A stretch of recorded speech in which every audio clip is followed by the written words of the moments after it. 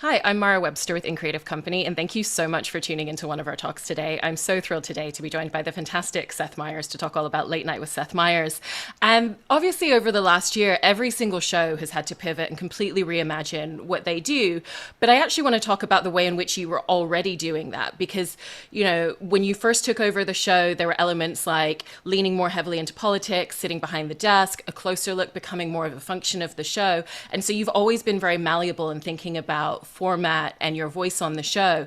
And so when you look back to, just over a year ago, or even as recently as 2 years ago, what were the ways at that point in which you were already starting to think about the malleability of the show and always trying to think about new strategies in terms of the content and the stories that you wanted to be telling? Well, I think for us, it was always just being tuned in to how the show was being received and the things that we enjoyed doing. Closer Look was not something we ever thought would become the franchise that basically drives our show. But every time we did it, we got really good feedback, both from the audience and internally. We liked the process of working on longer pieces like those that told more of a story about the day's events. So it's always been a matter of trying new things, and sometimes they work and sometimes they don't, but keeping your ear to the ground insofar as knowing the difference between the ones that are effective and the ones that aren't. And is that feedback mostly coming from what you're feeling from the in-studio audience, or looking online at what people are responding to, or kind of a combination of a lot of different spaces? It's a combination of a lot of different things. I will say A Closer Look was specifically people actually saying it to me in person. And it was a really interesting shift, because I would say the first 2 years I was on late night, when people would say hi to me on the street, more often than not, they would say, "I loved you on SNL," which was very nice to hear because I'm very proud of having worked there. But it was also, I was very aware of the fact that it wasn't my current job. And right around the time we started doing Closer Look, that was when people would say, I don't miss A Closer Look, even if they weren't watching it when it aired on NBC, they were watching it the next day on YouTube. And so that was the first time we were hearing something in person that made us really excited about the direction we were going. And then obviously, when everything shut down and you started doing the show from home and from your in law's house, there were kind of two different versions of that moment. There was the initial shutdown, and it was, how do we function day to day? And then once everyone realized that this was going to be a long term situation, how did you then sit down with your team and think about what you wanted the look and feel and aesthetic of the show to be at that point? It's so funny. There was really no time to sit down with everybody. So much of it was just about the core logistics of getting a show that you were shooting on an iPad on television 8 hours later. And it was such a scramble versus any macro view of what it was we wanted to accomplish. And so every improvement we made was sort of piecemeal, based on even just how long it took to have professional lights sent to the attic. It did feel like there was a backlog from the people who made equipment that was used for at-home production. We weren't the only ones who needed the good lights. And so and then you were just sort of rolling with learning how to do it and figuring out which teleprompter app worked better and how to use it, and figuring out in the writing how to put in clips that could cover flubs so you didn't have to record the whole 15 minutes in one chunk. It was just little things that we learned from doing it. And there was never any mass media. The most embarrassing thing that happened was about 2 months into it, because we did shoot on an iPad for the entire time we were away. And we thought, you know what, let's get a proper HD camera. And so we set up the HD camera, and we shot, I think, one episode on it. And the reality is I looked so much worse in HD, considering I was doing my own makeup. We immediately were like, you know what, let's go back to that sort of gauzy, lower resolution iPad camera. I think that might be better for you moving forward.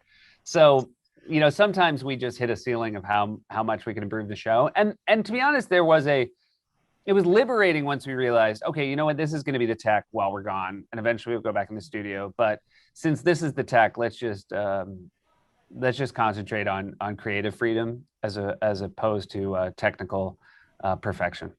And exactly with what you're saying there about, maybe there were ways here and there to tweak the tech a little bit more, but it really felt like you created the central focus of the show at home on the writing. And was that something where, to your point of not really having a chance to sit down, there was ever a conversation about this is the most important core of the show, and as long as this works, then the audience will come with us? Or was that just naturally the aesthetic that came from the circumstances? Well, I think even before the pandemic and before we're forced out of the studio, excuse me, one of the circumstances the show has always dealt with is that I have very few other skills outside of writing. So the show has always been built around that. I'm not, there's literally not one other thing, unlike many of my cohorts in this field, that I'm good at. So our show has always been writing centric. And to be honest, the part that was different was we have always been writing for our audience at home, but you also have to write for the live studio audience because they are the sort of gateway to the audience at home. And to remove them made it very interesting because we really could write exactly what it was we wanted to write without worrying about how it would play from joke to joke. Because sometimes, I should say all the time, not all the jokes work. But when there's not an audience there, when you're watching at home, you kind of don't feel the ones that don't work in the same way. You aren't cognizant of, those people are all of a sudden had a kind of a worse time in that studio. So that was the shift for us. The show's always been a writing show, but it got to be just writing for ourselves and the people that watch the show at home who we feel like are pretty in line with our taste. And you mentioned before that one of the aspects was using a teleprompter app. And obviously, with that, you can't pause it and go back and control the speed. And it's very different to working with Q Card Wally on your show, who can really attest to like the pacing that you're giving. And did you find that as you realized what that pacing was necessitated to be because of the circumstances, that then started infiltrating the way that you were all writing the monologue, knowing that there was going to be that faster delivery, knowing that there weren't going to be those pauses and breaks at all? Yeah, one thing which was really interesting early on was just you are naturally inclined to pause after a joke because you don't want, by the way, sometimes there isn't laughter, but you don't want laughter to step on the setup for the next joke, right? And so the thing that we were informed of, sometimes politely, sometimes less politely, by viewers on YouTube is, hey, dude, stop waiting for us to finish laughing. And I do think there's a truth to people at home laugh differently than an audience in a studio. And so when I think about, I was a huge Letterman fan, but when I watched it at home, I don't think I ever laughed so loud by myself that I couldn't hear the next joke. So yeah, we got to speed up. And by nature, I tend to speak very quickly. Yeah. The other thing about the teleprompter app, and thank you, by the way, for acknowledging that there's no way to moderate the speed. I did get like a remote control where you can moderate the speed, but it's like doing two things at once. Like you have to hold a little remote control here while you're telling jokes. And we bailed on that pretty quickly too. But I will say that the person I was happiest to see, and I wouldn't have known until I got back. I thought it might be hair. I thought it might be wardrobe. Thought it might be makeup, but it was definitely a Q Card Wally, whom I've worked with for, coming up on 2 decades. And him holding the cards was the greatest relief come September. And you had him on the show as an emergency guest recently, and it was actually very genuinely one of my favorite interviews on the show because of that intimacy and connection that the two of you had, and the fact that you were introducing audiences to something that they never usually think about but is really fascinating. But when that comes up beforehand, before everything shut down, obviously there are situations and there are emergencies that come up where you have guests who have last minute scheduling changes and cancellations. So at that point, would your team kind of almost be looking at who's in New York, who can we reach out to, who might be able to come in? And then how would that be a completely different flow into the interview because you've got very little time to figure out what that segment's going to be? Yeah, I would say our break glass in case of emergency historically has been MSNBC colleagues who are in the building, who are by nature not going to sweat having to talk about what's going on in the world for 8 minutes. So if you end up with a Chris Hayes or a Rachel Maddow or a Nicole Wallace, obviously you're fine. The interesting thing was and because of that, we never would have done Cue Card Wally, I think, in the before times. But one of the reasons we had Wally on is he's become such a bigger part of the show since we haven't had an audience. And that, in a year full of downsides, that has been one of the creative upsides, is I think this show becoming more of a, I don't know, at times like almost a sitcom cast that audiences who engage with it nightly tend to know all the characters. And so it made perfect sense to have Wally. And, the feedback was such that, we had a guest fall out yesterday, and we actually scrambled and we got Kenan Thompson to come fill in because he was in town. And Wally was gutted that we did not go to that well a second time. You were talking before about, how writing is so much the core and the heart of this show. And at the beginning of the show, a lot of that was about you finding your voice as a host and as a presenter, coming into the foreground a lot more in that way. And then a lot has obviously been made of the fact that you really do bring your writers out into the screen as well. But in the same way that you had that journey of figuring out what your voice on the show was going to be, what's the way in which you really wanted to finesse that in working with them and helping them to figure out what their voice and personality would be on the show, particularly at the beginning when they first started doing segments with you?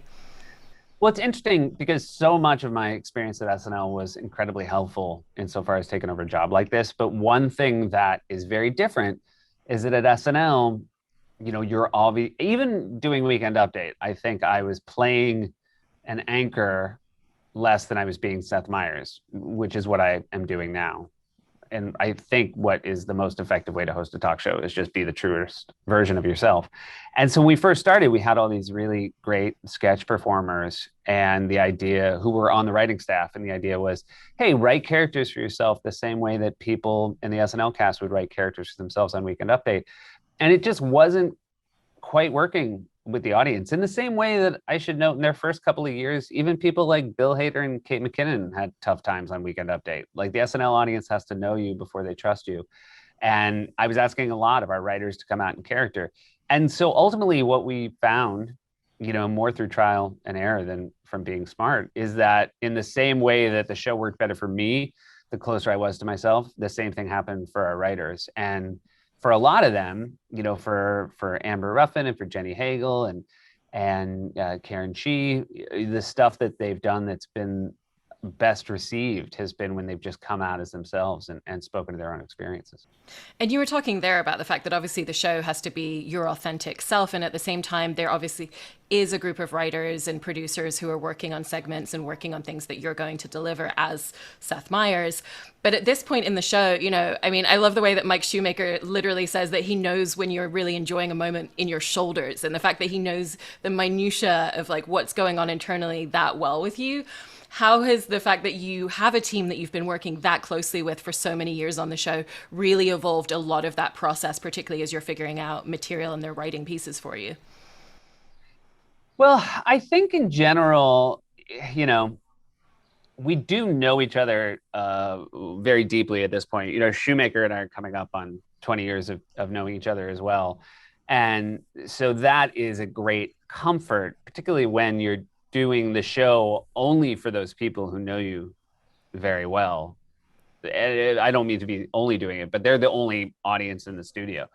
And so it gives you this great comfort in the way that when you are hanging out with friends in a bar and you're telling jokes there, it feels less like performing and more like just trying to be funny in the way that you find things funny. And the atmosphere right now, particularly because we're also happy to be with each other again, is a very warm one. And I think certainly for myself sitting at the desk, I find great comfort in it. And then I wanted to talk about the construction of the monologue at the beginning of the show, because so much of the tone of how that entire evening and the entire show is going to go derives off of those first few minutes in that segment. And in terms of that process, it sounds like sometimes it can be as many as 400 jokes and pieces that the writers are putting together. And then that gets whittled down to about 200 before you're taking a pass at them and figuring out where to punch things up. And when you're going through that list and really looking at it, how are you thinking not just about, oh, this is something that's really funny, this is something that we could punch up, maybe if we change this word here, but also about the linearity and the through thread and the narrative arc of what you want to tell, as well as the contextualization of how you're flowing that and how you're placing it, because moving a joke from here to here can completely change the context of the entire piece. Well, I think that the structure and the linear nature of a closer look might be where I put my greater amount of focus on any day to day, because Alex Bays, who for my money is America's greatest living joke writer, runs Monologue. And it used to be that he would sort of basically like wean the jokes down to a smaller amount. And then he would come into my office with everybody on the Monologue staff, and I would read through, 300 jokes very fast and mark the ones I liked with the highlighter. Obviously, that is not part of the process anymore because our writers are not back in the building. And so basically what has been happening is that Bays just sends me his 12 favorite jokes most mornings. And more often than not, I don't have to touch a single word in it. He is the most efficient, ruthless editor of jokes that you could ever hope to meet. And when you have a resource like that, you try to just get out of the way. When doing the show from home necessitated a faster pacing, did it feel like a small personal victory against Alex Bays because he's always the person to tell you to slow down when you're talking? He does. The times that we would talk, he now very politely says, "It's just great. I mean, I wouldn't hate it if you slowed down." And so he's a very, it's a process here. And the people who, this show was started with myself, Mike Shoemaker, and Alex Bays. That was those were the two people that I could least afford to do this show without. And I'm very lucky that they're both still here. And I'm very lucky that our relationship stretched so far back that we are very effective at both working with each other and also talking to each other when we have a way we want it done differently. Yeah. And obviously we keep bringing up a closer look because it has become such a huge part of the show. How do you feel like the format and the way that you approach constructing that and putting that together day of has really evolved as it's become more of a frequent player, especially because it's not something that you can plan a week before in any mean, shape, or form? Yeah. The only reason we do it 3 days a week instead of 4 days a week is for Sal Gentile's health and well-being. We just realized that he could, we take Tuesday off because he can work on one on Sunday. And then if you give him Tuesday off, you can work on one for Wednesday. And then it's just out of cruelty that we make him do one on Thursday as well. But, he comes from a background in cable news. And I think that while he's both has a comedy background, he also has that background as a journalist in that he can really lay out an argument. And that is what's really special about doing Closer Look is I never feel like, even as I'm, reading through it the first time, it doesn't look to me just like a series of jokes. It looks like a thesis statement that is then executed with a conclusion that then has a bunch of jokes in it. And so that is the framework that has this integrity to it that we believe keeps people coming back to it. And then the longer we've done it, the more we've just given ourselves the permission to take wild tangents, of which I should note, Sal is the worst offender. I think people might think that we're taking the tangents away from his precious work, but he is happy to write in a long tangent if it means I'll do a C- impression of somebody. And when it comes to sketches on the show, sometimes they're very broad in terms of the topic, and sometimes they can be a little bit more niche. For example, recently you had one about the New York mayoral race and the fact that it's very overcrowded. And part of the joke was about, the infamous 6 train subway station that nobody gets to go to. And when you're presenting that, it completely works. If you live in New York and you've ridden the 6 train, those jokes all work. But equally, if you don't live in New York, if you're not following the mayoral race and you've never ridden the subway in the city, that still works. So when you're presenting something that's a little bit more niche, how are you thinking about it in terms of the way that you're contextualizing and giving the audience enough detail, but not over contextualizing it to the point where you're going to lose them with exposition? Well, I always, one of the reasons I should say I most wanted to live in New York is so many people talked about it my whole life when I was living in, the suburbs of New Hampshire. And so you watch late night talk shows and there were jokes about New York, and they did such a good job to help you understand what they were talking about and also make you think this must be a wonderful place if there's so many things to crack wise about.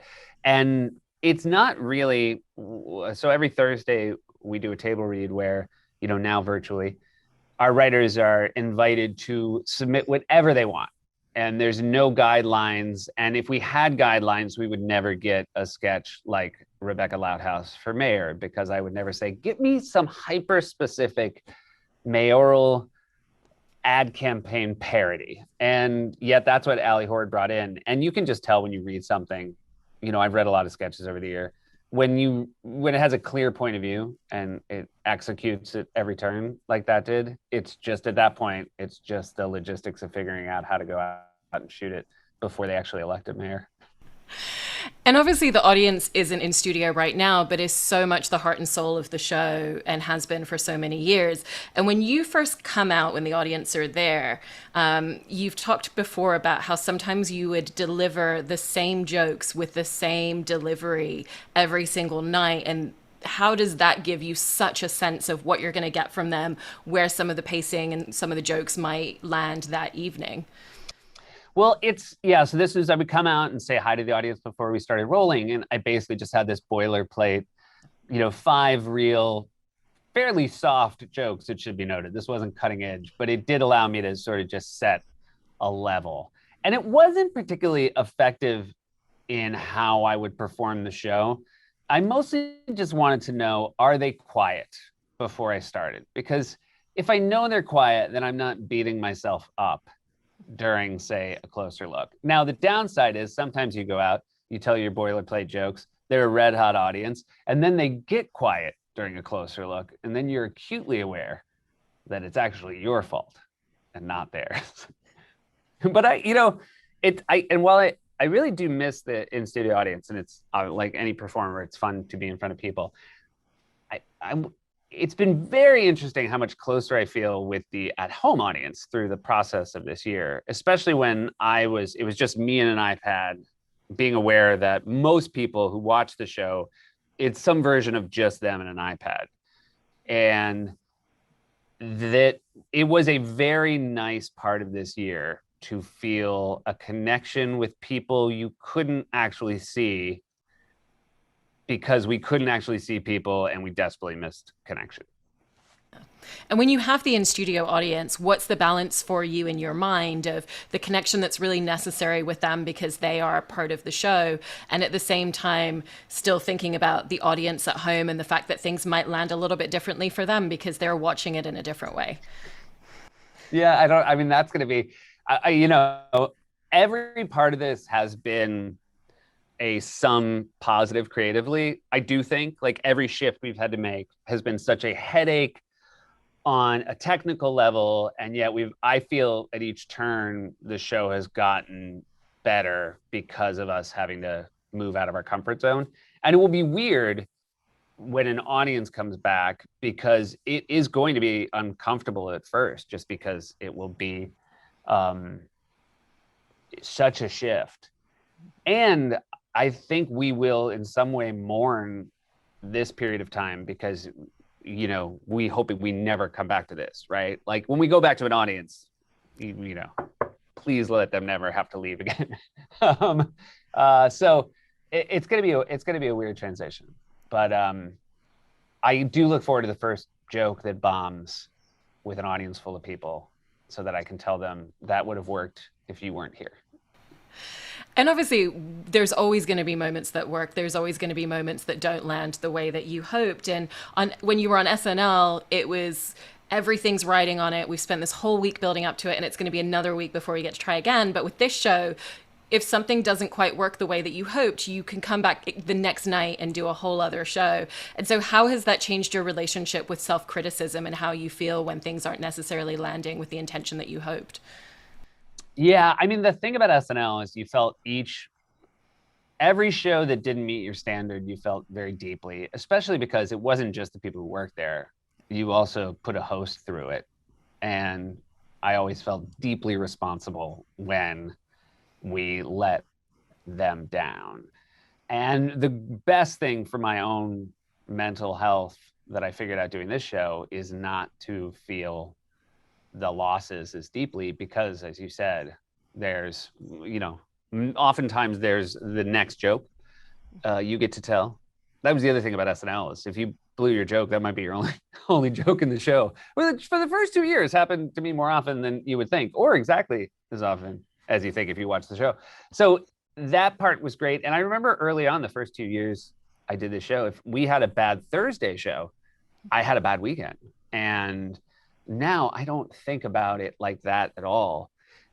I should stress, I do think about the quality of the show all the time, but I realize that, the goal is to slowly bring up what counts as an average show, as opposed to, ride the highs and lows like some day trader playing the stock market.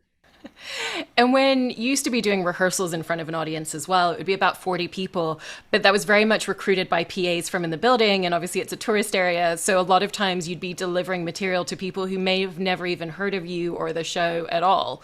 And was that actually really beneficial to be able to go out there with a completely raw audience most of the time and to really just see, without any context, how is this going to land with them? I would have said 100% it was so important, because you could tell, even with an audience that might not be versed in who I was or what was happening in American politics, you could just tell the difference between what worked and what didn't. And now, though, without that, you put your back into the writing a little bit more, knowing that you don't have that test buffer. So we're aware we don't have that. And I think because of that, we focus a little bit more on our first draft, because our first draft is in many ways our final draft. And I think it's just, we do everything in the day earlier, which is something we had to learn during the pandemic, because we were just sending big files via, at-home internet. And we've gotten a lot better with focusing on the initial effort. And then I wanted to dive into talking about interviews, because when you started the show, you wanted to be the host who watched everything, watched all 10 seasons of a show, read the whole of every book. And that just wasn't physically possible with producing the entire show and also having young kids at the same time. Yeah, the kids really blew that. I'm going to put that on the kids. All their fault. Nothing to Right. do with an entire show production every day. But within that, when you're interviewing, you still have to become an expert to a degree on whatever someone's coming in to talk about and discuss. And so what is kind of your bar of, I need to make sure I've at least seen this much, I've at least read this much, or working with your research team to make sure you have certain details before going into those interviews? Because you are covering such a gamut of different spaces between entertainment, politics, and authors and more. Well, I should say we have incredible segment producers. We have incredible researchers who support them, and they do an amazing job giving me sort of a base coat of paint based on any guest we have. But I've also realized the longer you do this, look, it's important to promote the project and let people know who are watching at home when it's coming out and what it is, and try to raise the awareness. But you can't talk too much about something people haven't seen or haven't read. I think early on, especially with authors, I did read the books, and I would talk to the authors about the books, and then I could feel the audience drifting away the way you would if you were at a dinner party and everybody was talking about a show you hadn't watched.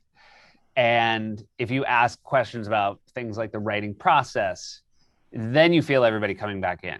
So it wasn't just necessitated by the fact that I had less time to engage with the work. I also feel like if you can talk about it at a level of what it's like to approach the work, the audience can stay engaged whether or not they've seen it. On the opposite end of that spectrum, when you're working on documentary now, that's the complete opposite for you, where it's, okay, we've got Bill Hader recording an entire album as this band, or the aesthetic and production design and costumes for Grey Gardens. And so how is that a completely different creative exercise for you, in the fact that you really have to bottle down to the minutia, because that's so much of what makes the show for people? Yes, I think I feel as though this show, I'm working at the docks, and documentary now is making a ship in a bottle. Like, it's just tiny. Like, here you're just like, hauling just sacks of flour. And just at the end of the day, you're covered in flour. Whereas documentary now is this it's like just delicate, making sure the sail rigging is correct. But I should point out that is a credit to Alex Buono and Rhys Thomas, who are the incredible directors of that show, who not only give incisive, wonderful feedback on the scripts as they come in and help break story problems, but then, you send it off and they go about matching the style and actually like sitting down with like D.A. Pennebaker and Albert Maysles and they do the work and it's for me, nothing is more exciting than getting the first cut of a documentary now that I wrote, because one, I wasn't on set, and two, it feels like it came from another time. And jumping back to late night, there's times where you have guests that come on, they're so familiar with the format, they've been on your show before, they've been on other shows, but there's times where it's somebody's first time in that foray, particularly without having an audience. That's a different dynamic, and I thought it was even interesting that David Harbour admitted that he usually gets quite nervous on your show where you wouldn't anticipate it. And when you have that, a lot of times you're not really knowing that that's going to be the situation until you're in the interview. So how are you then setting about figuring out what it is that they need from you when they need a little bit more from you as a presenter? That one thing I miss the most, and I think tonight, for example, both guests will be in studio, which is lovely, because I do like, and it was really helpful to go say hello before the show and just be able to clock the personality a little bit behind the scenes. And that was a helpful first part of it. And then if anything has been useful from having an improv background, it's being able to listen and know what a scene partner needs. It's very, and it also helps obviously to do, the longer you do these shows, the more you know the different kinds of guests there are. And you can just pretty much read right away who's good. And I shouldn't just say who's good, but who needs help, who just needs one question and then will tell a lengthy anecdote where they know exactly where all the laughs are. And the worst thing you can do is get in the way and step on it. And so it's just listening and also trying to use the sort of historical experience you gain by getting to do the show every night. And when it comes to interviewing politicians, that's obviously a completely different style of interview. And especially because they're very frequently coming on with a specific agenda, particularly if they're running for something. And, a lot of times in interviews with everybody, you see that they're answering the question that they want to answer, not even necessarily what's being asked of them. And so when you're approaching those types of interviews where there's a completely different dynamic, how do you set about thinking about the questions that you're asking them and the conversation that you're having differently to a lot of the other interviews that you're hosting on the show? I feel like with politicians, it is just less fun. Exactly the way that you described it. Now, there are some politicians who take advantage of the fact that this is a different format than, say, Meet the Press or Morning Joe and thrive, but you kind of don't know until it's too late. And a politician, if they're gonna take the time to go on a talk show, obviously wants to promote both their causes and their effectiveness in furthering those causes. So it's a trade-off, but I thought it would be more fun than it's been talking to politicians. But I think looking back on it, I think I should have known better. And that's on me. And then on a separate note, I wanted to talk about your work in stand-up, because throughout your time on late night, you've always continued to go and do stand-up. But then when you were doing your Netflix special, there's a really big difference between a 20, 30-minute live set to a full hour-long special in terms of the arc that you're building, the way that you're telling that story. So what was that journey and process of taking the material that you'd been workshopping, over a long period of time and then really finessing it into a different style of format for the special? It was really an exciting process. Once I decided that I was going to do a special, I had about 6 months to get the hour in the shape and order that it ended up being. And I was really lucky to have Neil Brennan, who's a dear friend, as a director and who understands the structure of an hour better than most people. And it's a whole different thing because, again, this show, you do it once, you move on.